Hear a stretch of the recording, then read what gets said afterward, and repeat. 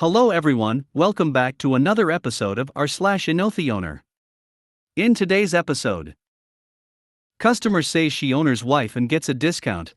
I'm the cashier ringing her out and am the actual wife. I know the owner. What's his name again?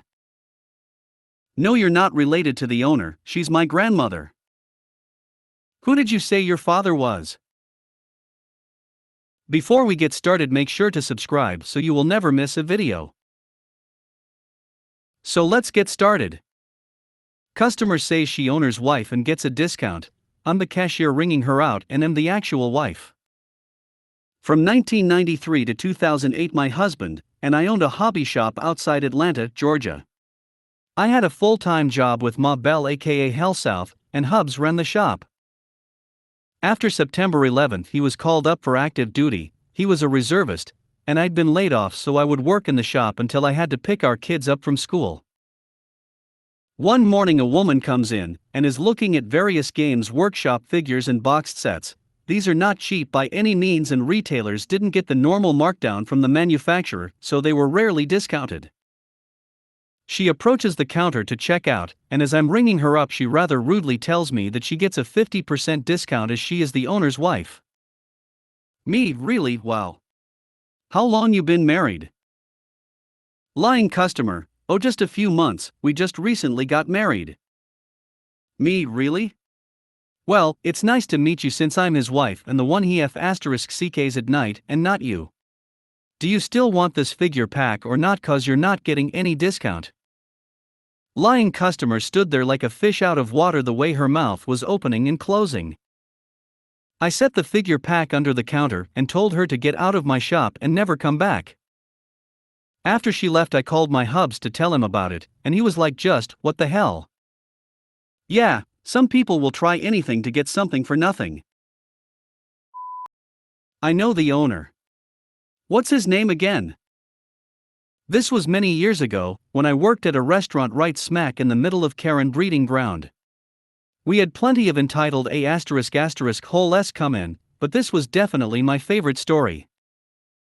Quick side note about the owner: his parents started the restaurant back in the 90s, and he took over sometime in the late 2000s, I'm pretty sure. He's an avid social butterfly, so when we have customers claim to know the owner, to some extent, they kind of do. Now this restaurant is only open for lunch, so we close at 4 p.m.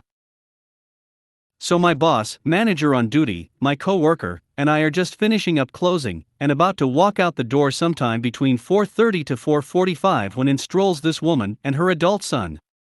We had the sign switched off, the lights were out, and it was a particularly dark day, but she just strolled on in, waving her arms around in that look at me and all the money dripping off me kind of way, talking about how she was so graciously introducing her son to our fabulous menu, and how we served that delicious signature item with the cranberries in it.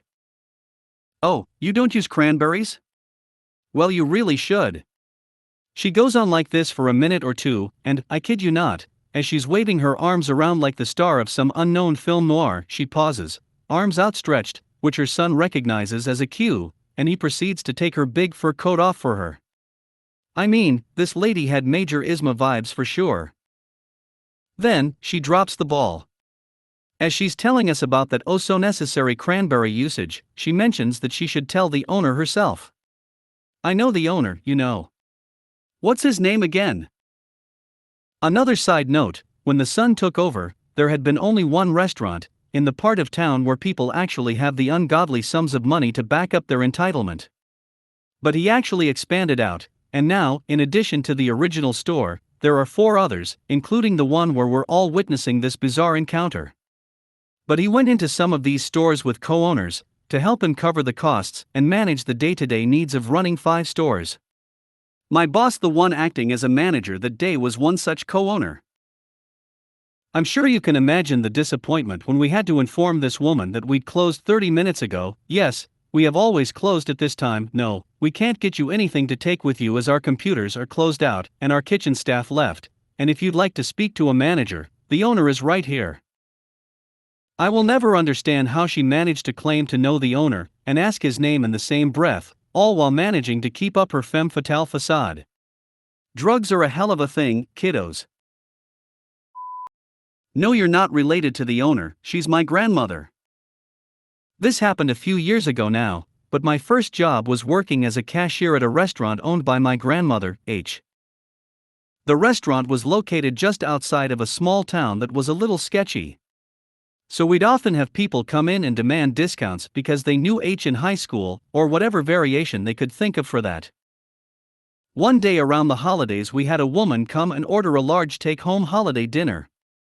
The way these worked was we packaged and prepared all the food. All they had to do was preheat their ovens and throw it in. Bam, simple holiday dinner without any hassle. The only downside to this is people expected these meals to cost the same as our normal family meals. Holiday meals were around $100 to $175 while family meals were anywhere from $50 to $70 depending on size. You already know this sub's name, so you can guess what happened. Here's the following exchange that happened the day before Christmas. Customer: hello. I'd like to order a holiday meal pack. Me: oh great. We already have plenty pre-packaged and ready to go. Which size were you looking for today? Customer: oh, probably the largest one. My family is very large, and they're all coming over tomorrow. Me: wonderful. So a full-size family holiday meal pack is going to come out to about $175 with tax. Customer: woman basically makes this face, but that's so expensive. It says it's only $70 on the menu. Me: actually ma'am, that's only the price for the standard family meal. So that has our regular meal without any holiday specials. So no dessert, standard choice sides, and only feeds about 5 to 7 people. The holiday meal feeds 10 to 12, and is specially made for the holidays. Customer: well, that's ridiculous. Do you know who I am? Me: no ma'am, I'm afraid I don't. Customer: I'm H's daughter. What is your name? I'm going to tell her you're upcharging people. Me: well, I'm sorry you feel that way ma'am, but our prices for the holiday packs are listed there, and they're on the menu. As for your relation to H, I know you're not her daughter, and I cannot lower the price of the holiday pack at all. Customer: how dare you call me a liar? I'm going to have you fired. What's your name? Me: my name is Rivera, my last name is underscore underscore underscore underscore underscore. I'm H's granddaughter. Nice to meet you. The woman then stormed out of the restaurant without ordering. The funny thing is she did actually try to call to complain about me, but my manager saw the entire event unfold. I hated that job so much. I'm so glad I was able to leave that job not that long after this had happened. Who did you say your father was? Originally didn't know where to put this, so it's also on our/IDA worker lady. I might mess up some things, not because my native language is something else, I just *CK at English. Me SM, store manager CW, coworker RC, random customer. A few years ago I was working for my aunt in the 2 convenience stores she owns in town. It was a temporary thing that stretched 2 years, long story, and every day was the same: punch in, work, punch out. My father was pretty well known around town for all the years he worked in automotives as a parts store manager, mechanic, parts manager, etc. One day I was behind the counter waiting on customers and someone came up to the counter, and as I was scanning their items I noticed they had a fountain drink, so I went to ring it up, and I'm interrupted. RC: I'm family, I get these for free. Which family? Like my aunt's nieces and nephews, and my aunts and uncles get drinks free from the fountain and slushy. Me: oh okay, what's your relation to the owner?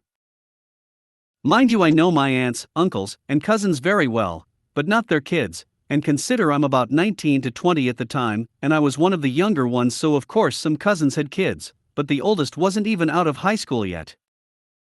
He looks me dead in the eye. RC: I'm Brett, my father's youngest son. I couldn't help but sit there for a couple of minutes with a look of disbelief that he just said he was me.